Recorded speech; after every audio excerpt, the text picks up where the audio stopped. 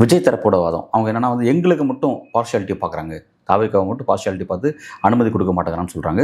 அதோட extreme level என்ன சொல்கிறாங்கன்னா, கரூரில் இந்த 41 பேர் உயிரிழப்பு ஏற்பட்டதுக்கான காரணம் கடைசி நேரத்தில் வந்து அவசர அவசரமாக எங்களுக்கு அனுமதி கொடுத்தாங்க, ஒரு நாள் மழை அனுமதி கொடுத்தாங்க, ஸோ அதனால் எங்களால் ப்ராப்பராக சில விஷயத்தை செய்ய முடியலன்னு சொல்லியிருக்காங்க.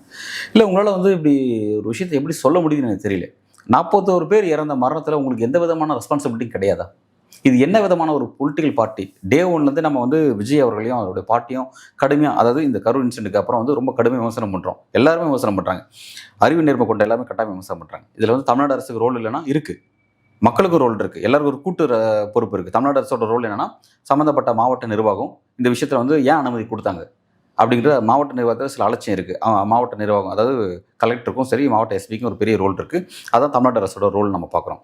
அதே மாதிரி விஜய்கிட்ட பெரிய ரெஸ்பான்சிபிலிட்டி இருக்குது, பொதுமக்கள்கிட்ட அதை விட ரெஸ்பான்சிபிலிட்டி இருக்குது. அவர் வந்து எதுக்கு இவ்வளோ மெனக்கெட்டு மக்கள் போய் பார்க்கணும் அப்படிங்கிற விஷயங்கள்லாம் வந்து மக்கள்கிட்ட இருக்க சில கூடுதலான பொறுப்பு. ஓகே, எல்லாத்தையும் தாண்டி அப்படி ஒரு ஈவெண்ட்டை ஏற்பாடு பண்ணதே தாவேக்காங்கிற பார்ட்டி தான். அப்போ அந்த பார்ட்டிக்கு எந்த விதமான பொறுப்பும் கிடையாதா? இது எப்படி, எந்த வகையில் வந்து இது நியாயம்? மக்களே கேட்குறாங்க.